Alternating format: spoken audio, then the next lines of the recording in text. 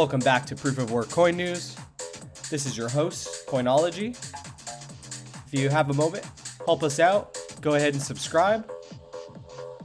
Today we're going to be talking about the KD Box 2. Let's go ahead and start off with current market conditions, and then we'll move into that new product. Okay, moving into current market conditions, we do have Bitcoin down ever so slightly, which is why we are seeing a lot of red out there in the market currently. Some of the biggest losers are going to be Caspa at 5.1% down. We do have Conflux down 3.8%. LTC's down almost 2%. Flux and Ergo are down about almost 2.5%. And then we do have Digibyte down almost 5% as well. Some of the winners right now are going to be Bitcoin Cash. We do have Zencoin up 2.5%, as well as CKB up 1% currently. Today we're going to be talking about the Goldshell KD Box 2 in its current form, sitting at about $259. These miners, I've been picking them up pretty regularly on Mercari as well as eBay for around $200 to $220 used. Now, looking over at the numbers, we currently have the default hash rate at 5 terahash, using about 400 watts. This machine does have a low power mode that runs at 3.5 terahash at 260 watts. Now, a little hot tip for these machines that I have found. I currently run these on a AP3 power supply. And if you actually run the power supply with 2 of these miners on it, they run actually under 500 watts together. So I get about 490 watts total between 2 of these units. So that's a little hot tip for you if you want to save a little bit on electricity. Moving over to the profitability. Currently, with the low power mode, you would be bringing in 28 cents a day. After power, 75 cents. And your profit would be negative 47 cents. Currently, we actually have KDA down quite a bit. We also have some of the more powerful Bitmain miners kind of soaking up all the pieces of the pie currently. Now, you say, why would I want to purchase a miner that only makes 47 cents? So the thing with KDA is that there are not any profit switching websites that I have found. So as far as mining another cryptocurrency and turning it into KDA, I have not seen anything like that. You can't run or can't mine into KDA on Unmineable or Zergpool or anything like that. So you have to either buy KDA or you have to mine KDA. And in this case, me personally, a miner, I do not buy the coin. I only mine the coin. I invest in the hardware, not the coin itself. And so with that being said, I am only going to be mining this coin and it will be at a loss. But over time, I believe KDA will come back and prove everybody wrong. Not financial advice, but I believe that KDA will be very profitable and these Goldshell miners will also be very profitable and the price will come up on them quite a bit. Now, setting up this miner is relatively easy. First of all, you are going to need a wallet.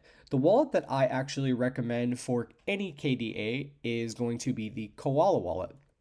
The Koala wallet is a desktop or iPhone wallet, and with that, you do have security keys. So this is a relatively safe hot wallet.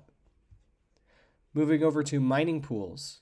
I have found that over time, F2 pool is very consistent. I know not everybody likes them. I like them because of the simplicity of being able to log in and see all of my miners. My payments are very consistent. And I really haven't had any issues with the pool dropping off or anything like that. Now, currently, I actually have 3 of these KD Box 2s plugged in. This last one right here is kind of picking back up after I unplugged it to make my video today. But they run pretty consistently at 3.5 terahash, a little bit above, a little bit under. And we actually run at about 10.5 terahash typically with these 3 miners on the low power mode. Now moving over to the actual miner. First of all, you need to find the IP address of these miners.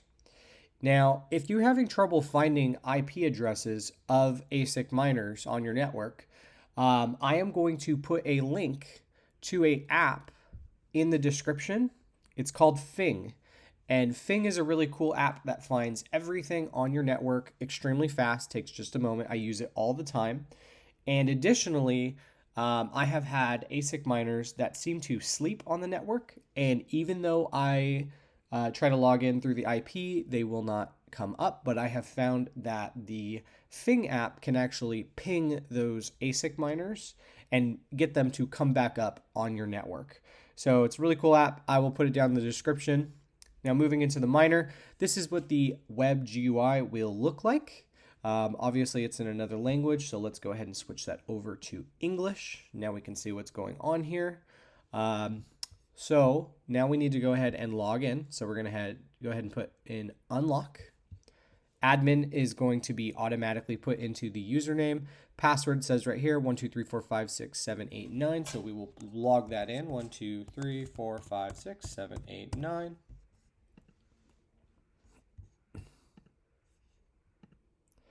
Now, going ahead and looking at the web GUI, on the home page here, we have the average gigahash that this is currently running at. As you can see, it's kind of warming back up from unplugging it, almost back up to the 3.5 gigahash.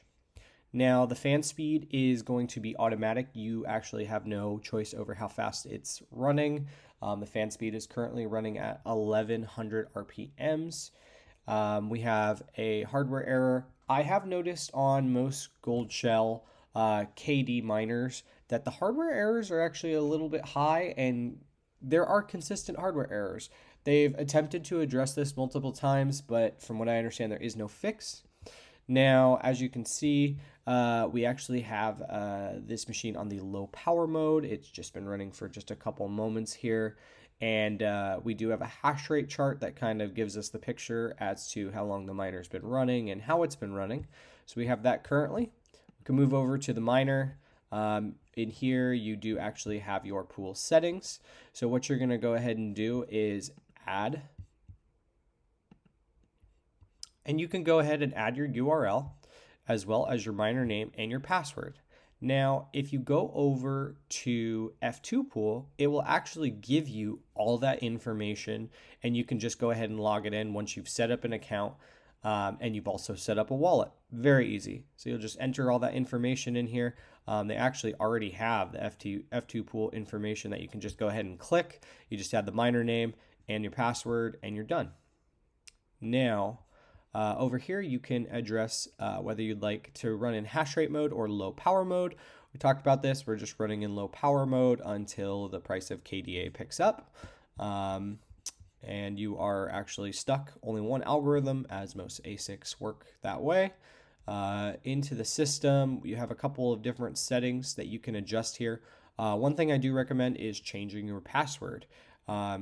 If somebody were to get on your network, they would be able to use that password very easily, that 1 2 3 4 5 6 7 8, to get in very easily, and can mess with your miner. So go ahead and change that password. Now, if you needed to update the firmware version, there's also a setting here. You can go ahead and restart the miner or factory reset it. Now, that is everything on the miner. Let me know if you have any questions about anything here. My final thoughts on this miner are that it's the perfect home KDA miner. Besides the Bitmain KA3 that uses 3,160 watts and only will run on 220 volt, this miner is the most profitable on low power mode besides that miner. Now you can go ahead and listen to how loud this miner gets as it's warming up. and then you can hear what it sounds like once it's just casually running. If you have any comments, please drop them below.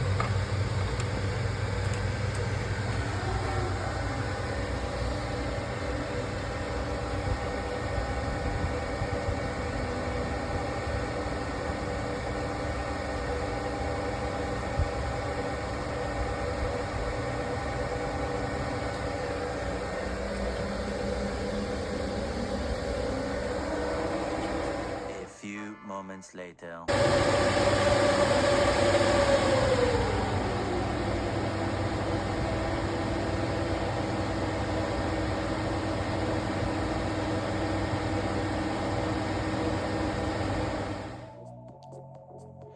Moving over to our miner profitability. Currently, we do have SkyDogeNet as the most profitable coin for our 40 series cards. 4090 in the lead, doing 99 cents, 58 cents after 10 cent kilowatt hour. Next up would be Nexa, doing 138 in revenue and 32 cents after profit. Moving down, we actually have Ethereum Fair actually looking decently profitable on the CMP 170HX at 169 watts. This thing is doing 62 cents revenue and 22 cents after profit. We are seeing some Chlor as well kind of sneaking up into the top categories. For instance, on the 6800 AMD card, we have Chlor doing 46 cents in revenue and 13 cents after profit. Keep in mind, this is on a 10 cent kilowatt hour, with the market kind of moving sideways and a little bit down. The profitability is looking very similar to the last 2 days. Now, moving over to ASIC miners, we have the Bitmain KS3 in the lead, doing $2,217 a day at a 10 cent kilowatt hour. Next up, we have the X16-P, which should be releasing really soon for $28.66 after power. Moving down, we have the E9 Pro on Ethereum Fair. Actually moved up quite a bit. I don't know what's going on with Ethereum Fair. It seems to be pumping. This machine is doing $11.49 after power today. Next up, we have the Bitmain Antminer L7 on Script doing $11.08 after power. The S19 XP Hydro doing $6.70 after power. Moving down, we have the Bitmain K7 doing $5.26 a day after power. We have the Antminer D9 on Dash doing $4.58 after power. And finally, we have the Bitmain Antminer KA3 doing $3.87 after power. If you stuck around to the very end, I just wanted to say thank you. Consider subscribing. We are a proof of work coin show only. We do not talk about proof of stake. We do not promote it. We do not promote buying coins, only mining coins. If you have any feedback for us, go ahead and drop it down below. Additionally, if you have any questions about any mining hardware, pools, wallets, anything like that, go ahead and drop it down below, and I will do my best to assist you. We will see you on the next one.